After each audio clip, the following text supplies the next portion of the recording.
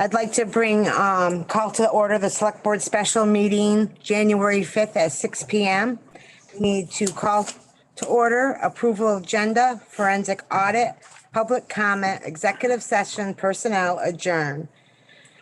Can I entertain a motion? Well, before we approve the agenda, I'd like to give what the timeline of the agenda is gonna be. Okay, All right, what I think it should be, and we can agree or disagree, but I think we're gonna hear from Josh Bills from the Bonadeo Group first. After Josh is done, we're gonna open, I'm gonna give a presentation from this select board. yep. No, I think Ellen's statement will go first. Ellen has a statement to be read that will be first. Okay, that's right. Ellen's statement will be first from, a statement from Ellen will be read first, then a presentation from the select board. Then I believe we're gonna give a presentation from select board members, Yep. if they so choose. And then we will open it up to public comment. And my question to the board is, on public comment tonight, are we gonna limit it to 3 minutes, or are we gonna, we're not gonna make it a question and answer session. It's gonna be public comment only. Correct. Are we gonna leave it at 3 minutes, or are we gonna let them go longer if we so choose? Since this is so important, I don't have a problem with going to like 5 minutes a person. I don't either. I just want to make that clear before we even get started. I think it should be clear also about that what Josh is going to be here for. Right. Right, and I thought we'd do that before we. Great. Okay. I just wanted to get the agenda order so that people understand what we're doing. Okay. That's it. And does everybody agree with that? Bob? I'm Okay. fine. Yep. All right. So, Make a motion to approve the agenda as read. okay, can I have a second? Second. Jamie? Aye.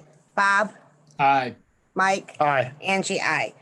Okay, and before we start, I just want to clarify that we had a question about Cat TV. So I just want to quickly talk about Cat TV coverage of special meetings since there was a question about it. We only have a contract for coverage of live TV for our regular meetings. If we have a special meeting, Cat TV does not broadcast these on live television. They record the special meeting, then post it on their YouTube channel so people can watch it. We pay a fee for extra services. However, we also record all our own meetings and post them on social media, including our YouTube channel, Facebook, and our website archives. Tonight, we are live streaming on the Town of Pownal Facebook page, and we can talk about doing this ongoing. We put this on the agenda for next regular meeting to discuss, and we will make another push to make sure people know where they can watch the recording meetings.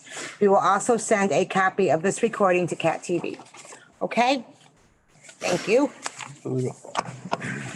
Okay. So Josh. No, let me. Oh, sorry. Yep. So let me do this, open this forensic audit. We have Joshua Bills from the Bonadeo Group here with us tonight. Welcome, Josh.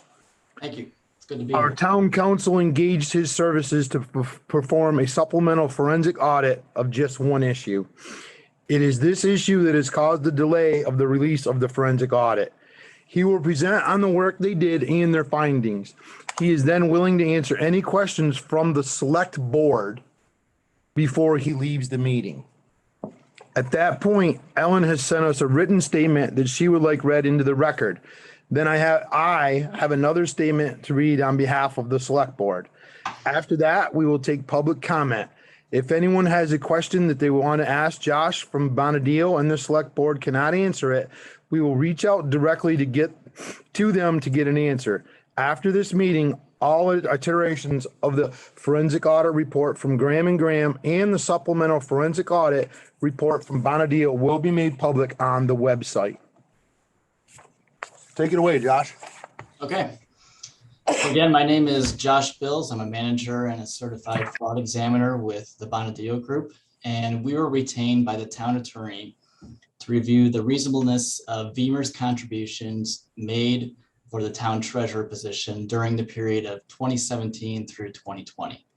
So we performed this analysis in two stages. We reviewed VEMR's and state policy regarding contribution requirements. That was the first step, making sure that we understand exactly what the requirements are per VEMR's and the state, and then also your local town policy. And then once we had, the town's policy and the state policy in place and understood and found to be in compliance with VEMR statutes and the state of Vermont statutes, we recalculated contributions made to the treasurer's VEMR's account for the period under review. Again, that's 2017 through 2020. So taking that first item there, review of the VEMR's participation requirements and policies, our first question was, okay, in the eyes of state of Vermont and VEMR statutes, is including contributions related to a commissions-based position, the delinquent tax positions, by those positions worked by the treasurer, is that reasonable? Is that allowed per VEMR's and per state statute? Short answer is yes. In our conversations with a VEMR's representative and review of state statute, per both sources, that is allowed. We gave supporting evidence for this at Appendix 1. If you look at that statute 5051 there, you can see the requirements listed for an employee to be contributed to VEMR's as being, or considered an employee. That is, I believe, 1,040 hours per year being worked in the municipality, or 24 hours per week. The treasurer's position alone qualifies her at that level, at the employee level. And then the delinquent tax position, though it's commissions based, is considered to be just added on top of that. So the state definition of an employee, the 1,040 hours, does not specifically state that it needs to be from one position held by the employee in the town. Additionally, we found that VEMR's, in our conversations with them, they don't require for submission of supporting documents showing the specific hours worked each week, time cards or something in that level, showing, posted hours or showing specific hours related to the hours worked each week. It is okay for the town and for VEMR's to rely on posted hours that are supposed to be worked by the treasurer, whoever's position is being contributed to VEMR's each week. And they also stated in our conversations, I said, okay, does this make sense? Is it okay? I know it's allowed per state statute and per VEMR's, but is that a normal thing? Is it something that you see often in Vermont? And the short answer was yes, because in small towns, it's not expected that everyone is punching out and punching in all their hours all the time. It may be done, but it's not a requirement for the position. And with a small town with few employees, that's often what they see. Now, additionally, we note that pay for the treasurer position is established by the board, and that, it's a set amount each year, and pay for the delinquent tax position is set by state statute. So if you turn to Appendix 4, you can see that there. I'm actually going to look at it myself here.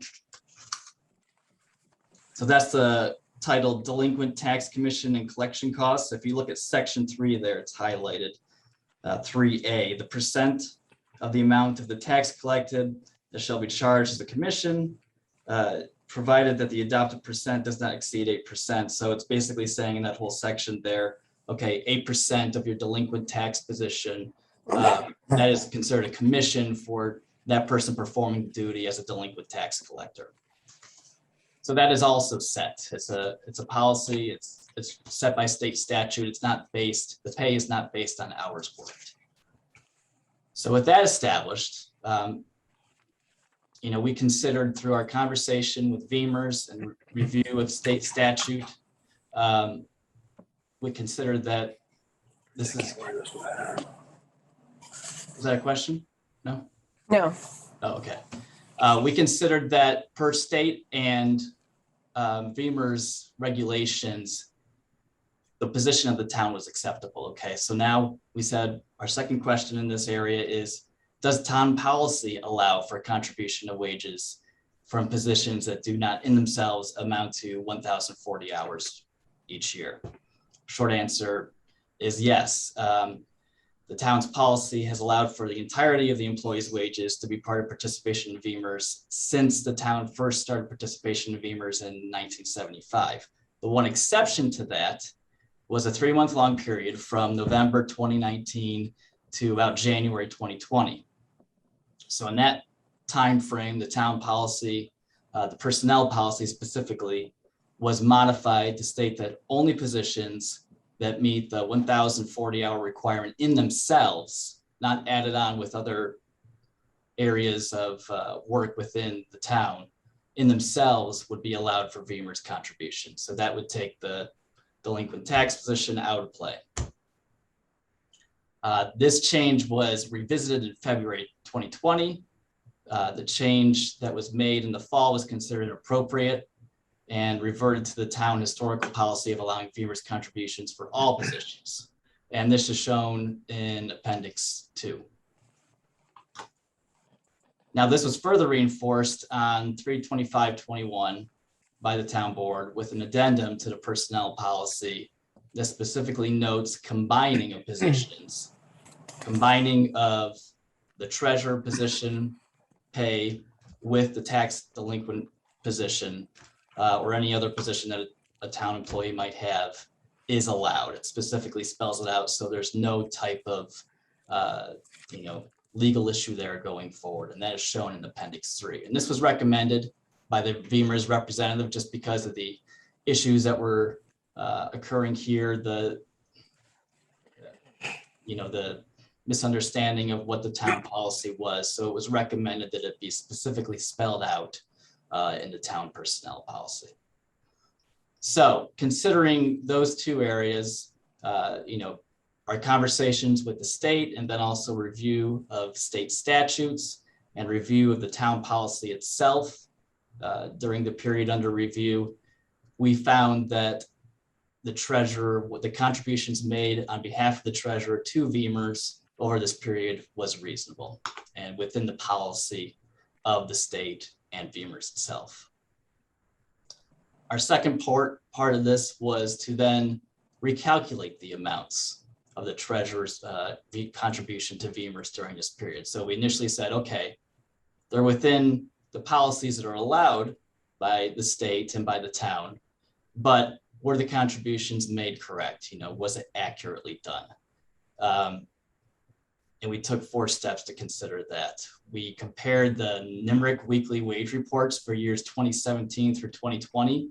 So all the weekly wages that were obtained through the treasurer position with the yearly stated salary for that position. So there's a budgeted amount each year that's agreed upon by the board.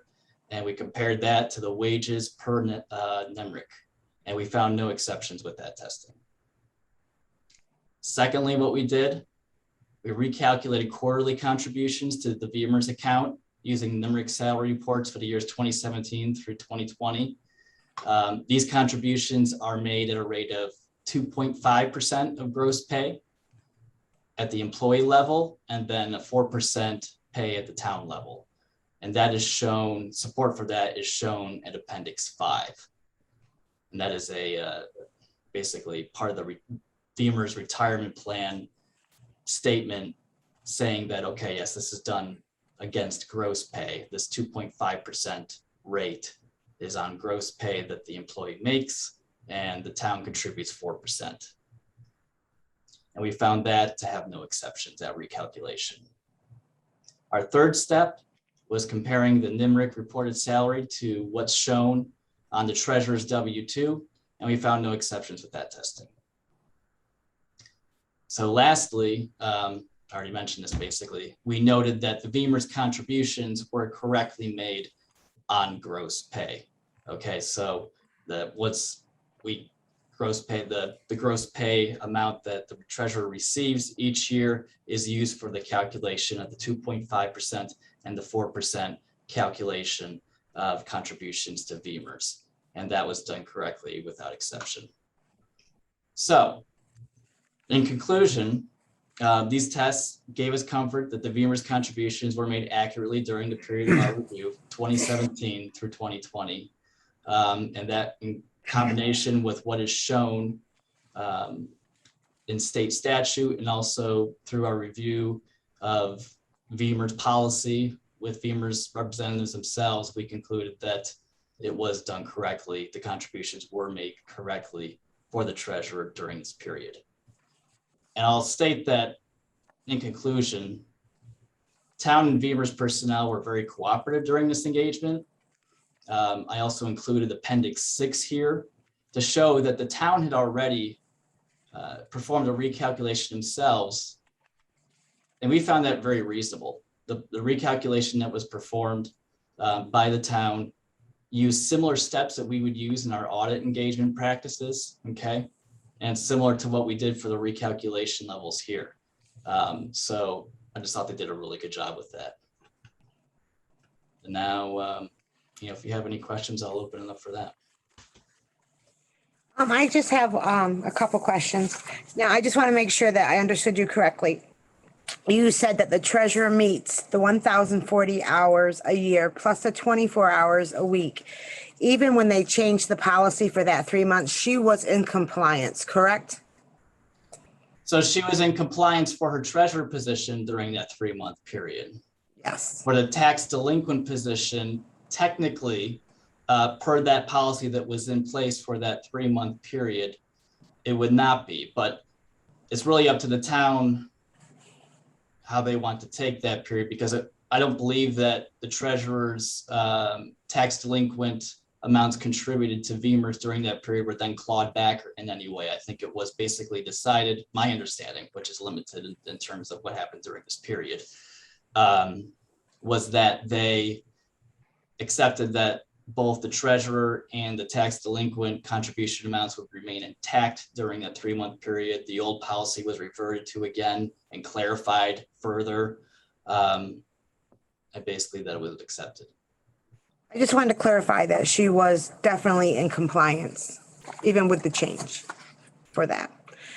And then when you do regular audits and perform them, do you normally check to see about what people contribute to their VEMRs or 401k or anything like that? When you normally do an audit for municipality? Yeah, it depends on what type of audit is being performed. It's a common practice, correct? Correct. Okay. I have a question about common practice. Actually, I just want him to reiterate it because it's in the report, and I think it's important to say publicly at this meeting that you discovered and wrote in this report that it is the default position of the state to allow the combination of positions. When there is one that's, quote, unqualified, if they hold a qualified position, the state default is always to combine those positions unless we explicitly say otherwise, and that most towns in Vermont allow the combination of positions. That is standard practice across the state. That is what it was stated to us by the VEMR's representative. That's correct. Yes. That's actually in like the first couple paragraphs of the report.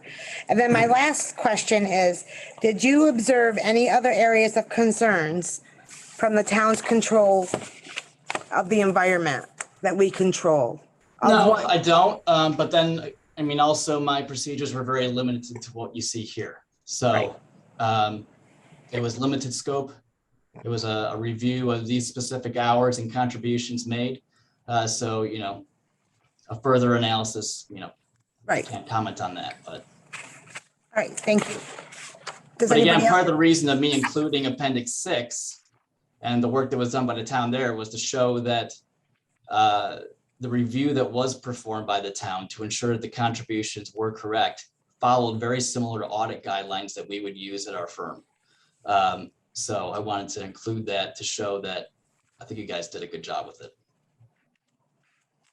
Thank you. Thank you. Tim actually did it. Thank you very much, Tim. Yeah. I like to speak in generalities, but yes, it was Tim. It wasn't me. I'm sure you could help. No.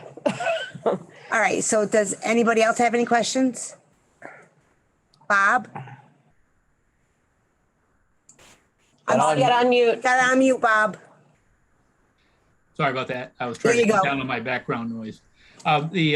The only question that I can think of is I was curious about the W-2. I think something was made about W-2 numbers not matching, and I don't believe they need to. I don't believe they ever would for VEMR's reports. Is that a true statement? Yeah, they shouldn't match for VEMR's because the W-2 is going to be net after VEMR's. There's a section in the report that discusses that. So the gross pay that the treasurer receives, she is then going to take a portion of that and contribute it to her 2.5% that's going to VEMR's, and also a certain percent, I think, that goes to her health account. And that is shown in Appendix 3 or 4 there, those amounts. Right. Well, and that's made on gross. So the net amount that's shown on the W-2 that's taxable would be a different amount than her gross pay. Okay, that does answer my question. And I think that's all I have.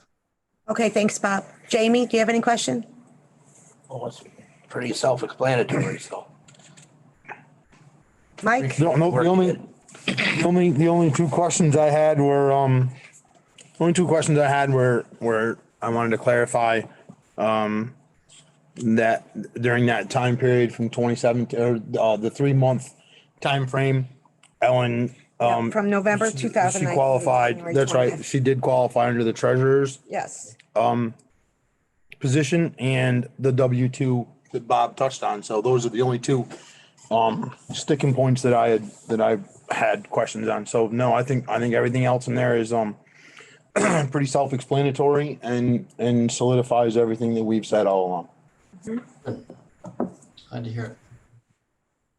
Thank you for your work. I appreciate it. Yeah, no, thank you, everyone. And again, if there's any subsequent discussion or questions, we can field those, but I do appreciate the opportunity to work with the town. And again, everyone was very cooperative and helpful through the whole process. So thank you.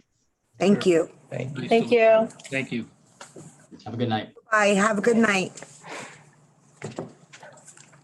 Okay. I would just like to, Well, do you want me to?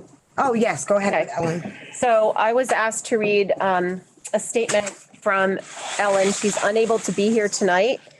Well, it doesn't matter where she is. She was unable to be here tonight. And she also really wanted someone to read this for her because she was afraid she would not make it through. It is kind of lengthy. And it's like she has 10 points that she put in her statement that she wants me to read. So I'll just go for it.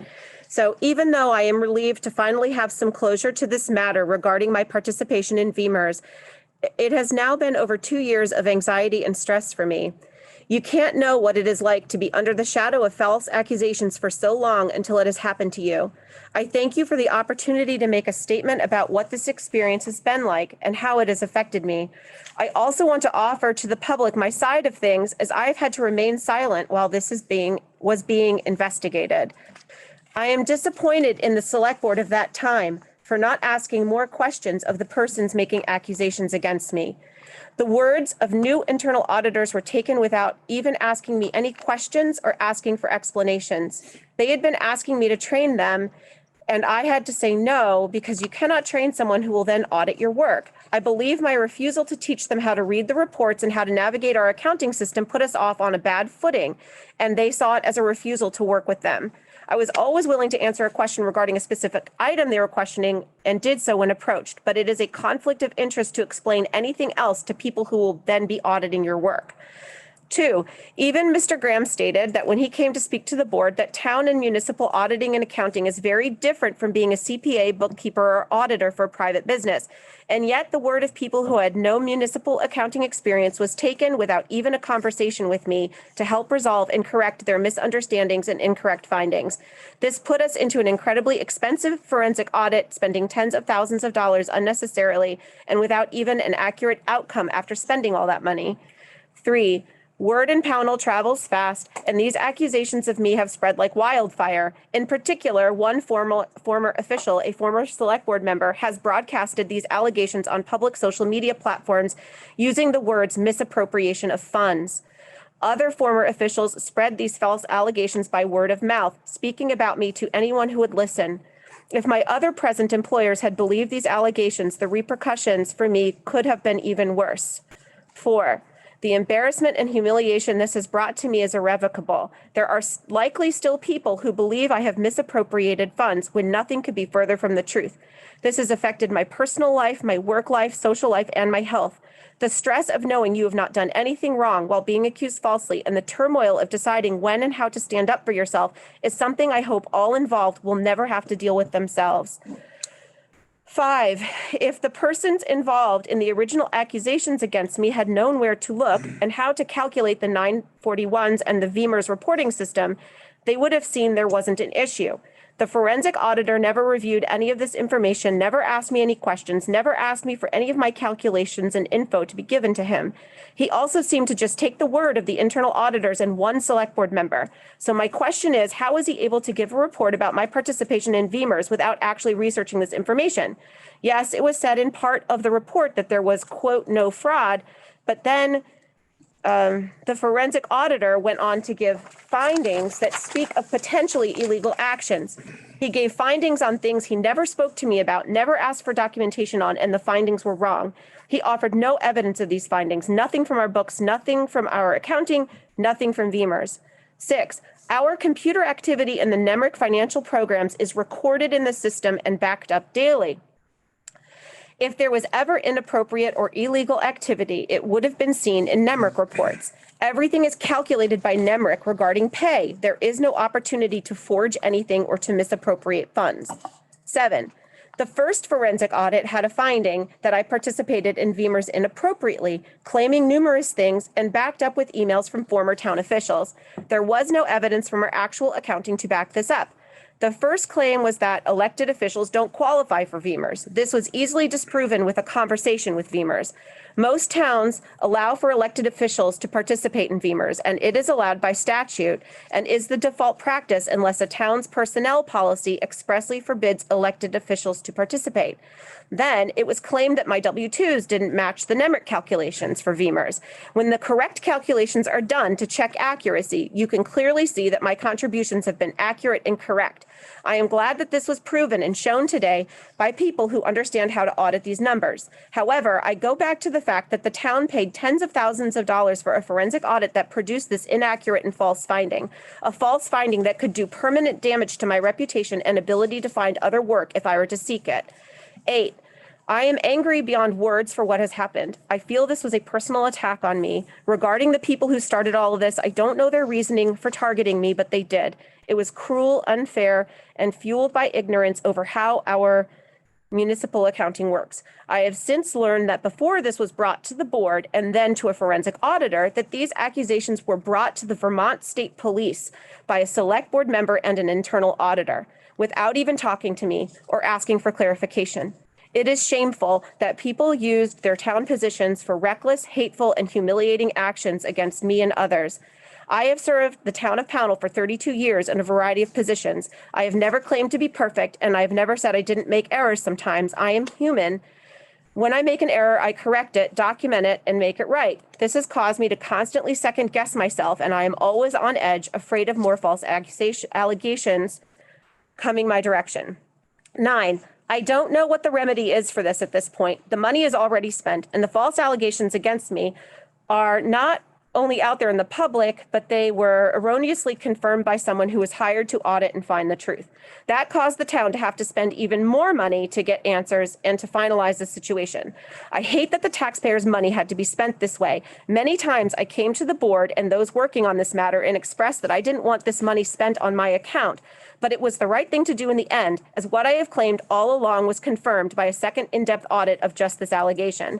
I hope this is 10, her last point. I hope this puts an end to this matter and we can move on from it. I hope the town has learned a few things from this really painful and drawn out situation. We need professionals in this office, people who understand municipal accounting and aren't on a witch hunt. So many have said that we just need more eyes on the books, but this is clearly not true. More eyes when they are untrained, have a personal agenda, and are unwilling to speak with people before making accusations against them is a disaster for our town.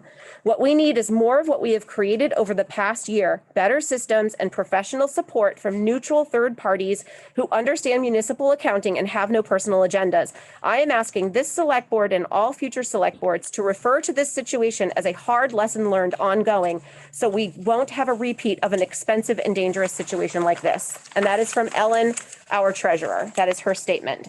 And she does plan to come to your next regular meeting so that you can have any further conversation with her in public. And she may want to, Okay. Okay. And just before Mike, you read our statement, I just want everybody to be aware because she spoke a few times about the cost. Graham's forensic audit cost the town $63,000, $694.55.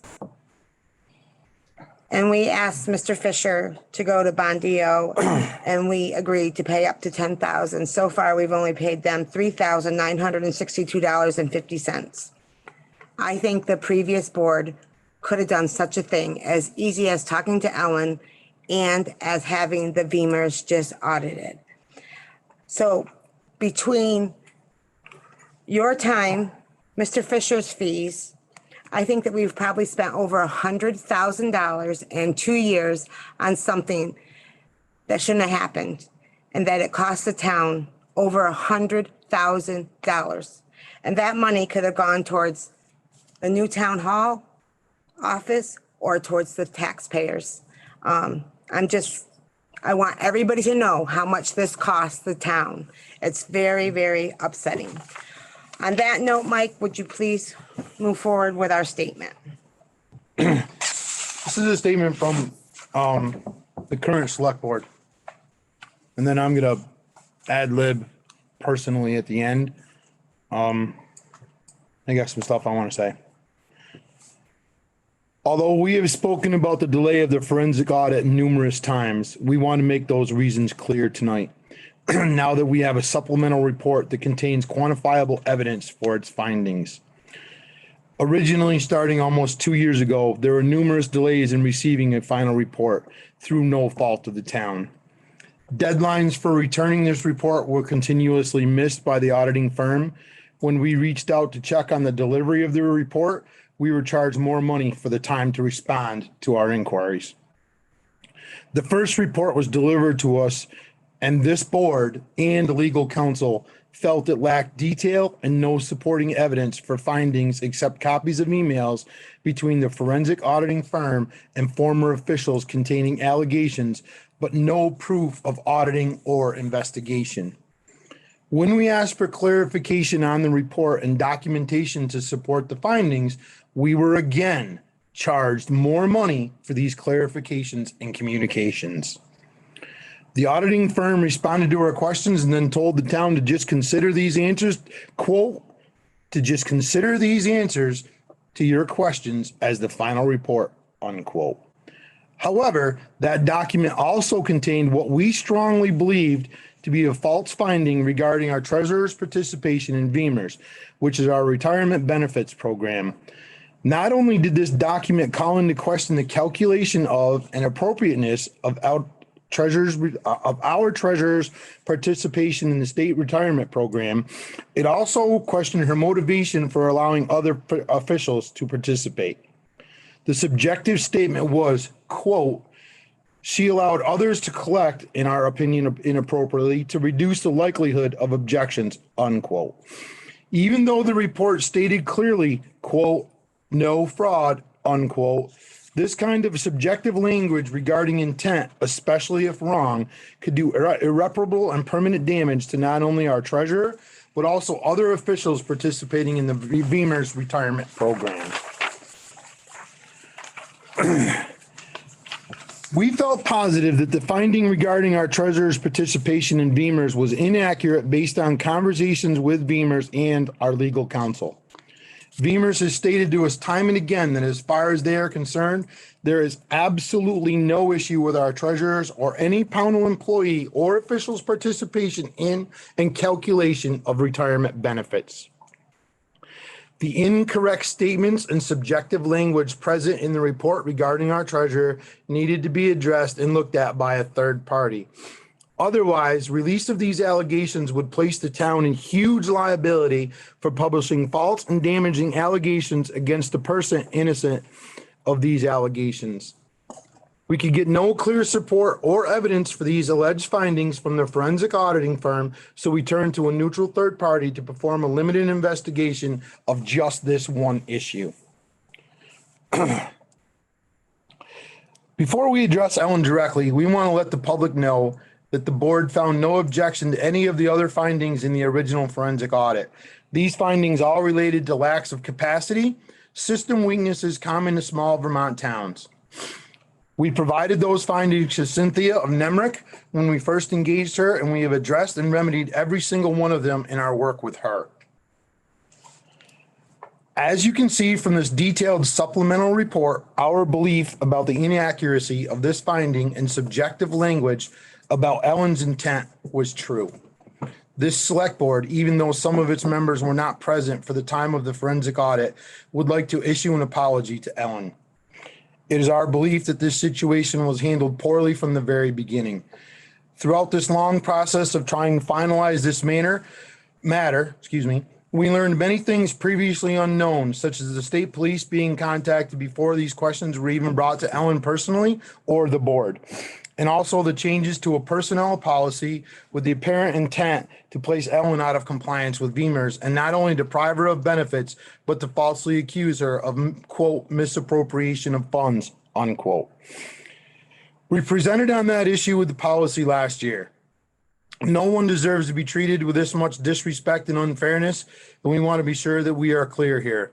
On behalf of the town of Pownal, we offer you, Ellen, a sincere apology for what you have endured because of this situation. As a board, we need to actively plan how to avoid anything like this from ever happening again. Very well said. There you go. So I'm going to reflect a little bit. This is going to be kind of an ad lib thing. I think this is a tremendously strong, first, I think this is a tremendously strong form of proof why internal auditors aren't the way to go for a town, because unfortunately, I think it's very difficult to get an internal auditor who is trained in this kind of accounting, no matter their background in accounting. And I don't want to get into a whole bunch of that, but I think that's a huge thing as to why you don't have an internal auditor, why you have an outside auditing firm doing your books and taking care of that kind of stuff. Now I'm going to reflect on my opinion and why I voted the way I did for the initial forensic audit. This is strictly off the cuff, and we'll see what happens. When we got the initial forensic audit, there was, in my opinion, there was not a single piece of quantifiable evidence in that forensic audit that stated anything or backed up any of the allegations or accusations that were made. You're right, none. I, for one, could not lay my head on my pillow and go to bed at night and present that first forensic audit to the taxpayers of this town of Pownal and be comfortable. There is no way that I, elected to this board by the residents of this town, would accept that report. There just was nothing to back it up. There was emails, there was conversations, where there was not a single number anywhere. I don't remember seeing a single number any place on the first forensic audit that backed up anything. If there was a number there and it backed it up, then maybe I could have laid my head on my pillow at night. But there's no way. I'm gonna say this. I don't have to like a person at all, but if something is wrong with an accusation or whatever, I'm going to bat for that person. And not that I don't like Helen, because I do, but I couldn't do it. And I think this board feels exactly the same way. There's no way that we could release that first report to the taxpayers of this town after what we spent on that as taxpayers, because it came out of all of our pockets. Okay, we spent that money. And for any person out there who thinks that we should have released that first report the way it was written and presented to the town after spending $65,000 or $64,000 on it, no way. And when you see that report, if you still think that, I'm sorry. I really and truly am. But when you see that first report, you will understand why we did what we did, why it's been dragged out for this long. And I'm going to be honest, I think you're absolutely going to appreciate what we did as a board. And that's it. I'm done. Jamie? No, I agree, Mike. Unfortunately, we thought our auditors were actually bringing us factual information based, and because I was part of that board, I'm still here also, that went into that deal with Graham and Graham, and come to find out there was not any relevance. I mean, there's procedural things, yes, and like stated in the select board's statement, we have taken all that seriously, and we've moved on and corrected that. But that initial report that was given to us had no statutes or findings to take and give us fact-based information for the allegations, and that was just totally wrong. And I'm really sorry that Ellen got dragged through the mud on this. Okay, Jamie, thank you. Bob? Yeah, thanks. Thanks, Angie. So one is I just want to remind everybody that a forensic audit, when you go into a forensic audit, it's not a regular audit. We do forensic audits because we believe there's been some wrongdoing, or that there has been allegations of wrongdoing. I don't think I think we all know that that's not true at this point.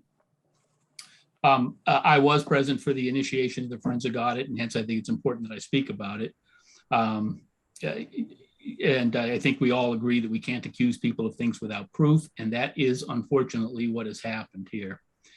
I don't know what the motivation was behind the apparent targeting of our treasurer, but soon after we engaged a forensic auditor, it became clear to me that we were dealing with some strong personal animosities.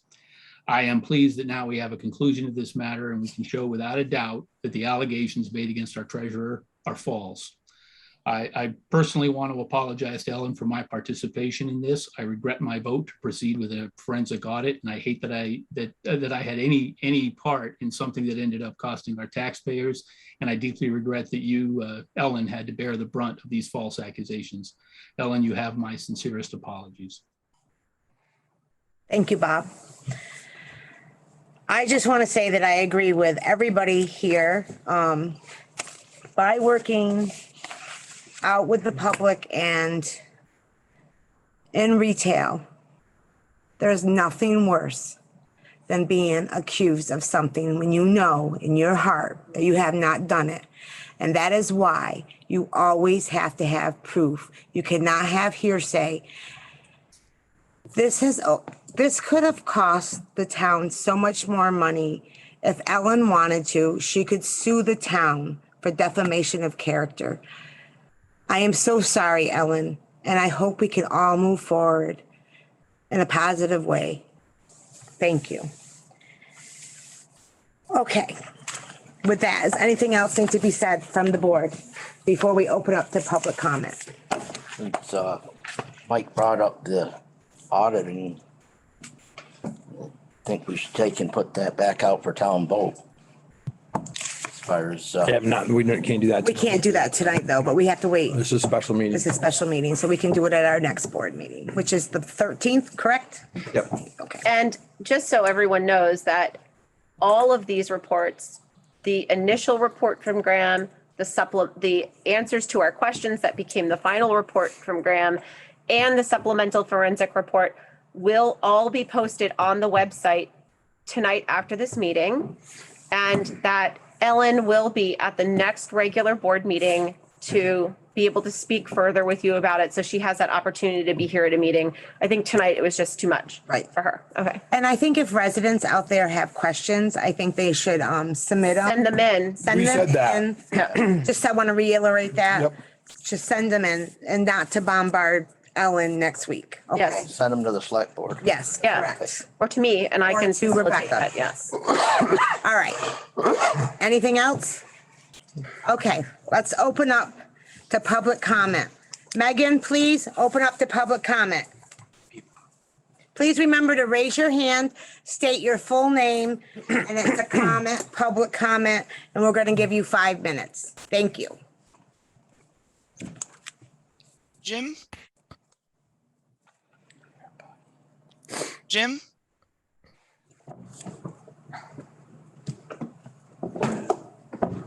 Hello, Jim. Are you there? Yeah, I'm sorry, I forgot to unmute. First of all, I just want to say, Jim Kosas, North Mason Hill Road. First of all, I just want to thank you all very much for tonight's presentation. I think it was very informative. I am personally happy that any information that was done in the past 2.5 years has really come to a conclusion. And I wish the town is able to just move forward now.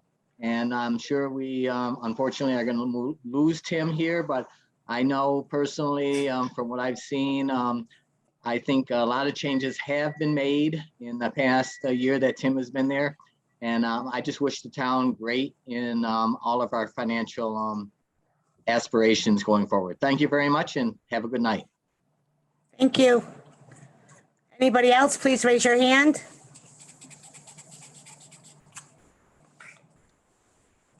Megan? There's no one else raising their hand. Okay, then do we need to go into executive session? I need a motion to go into executive session. I'll move to go into executive session for personnel Personnel matter. matter. And there will be There action. will be action. All right, can I have a second? Second. Jamie? Aye. Bob? Aye. Mike? Aye. Angie, aye.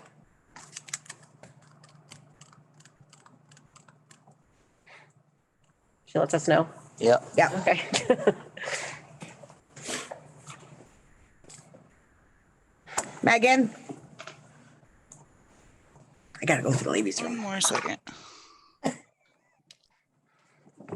Unless you guys turn Facebook off and stuff too, right? Yeah. Yeah. That shut all the links off, shut the recording off.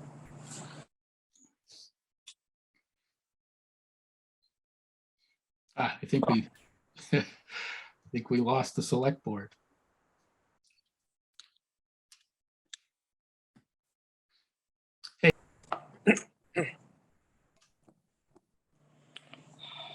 I'd like to move to return Rebecca temporarily to full-time status in the interim during this transition period effective immediately. Can I have a I'll second? second. I'll second. Okay. Any discussion? Jamie? Aye. Bob? Aye. Mike? Aye. Angie, aye. Thank you, Rebecca. Thank you. Thank you very much. Okay, anything else to come before us? I move to adjourn. Second? Second it. Jamie? Aye. Bob? Aye. Mike? Aye. Angie, aye. Thank you, everybody. Have a good night. Don't forget us over here, Tim.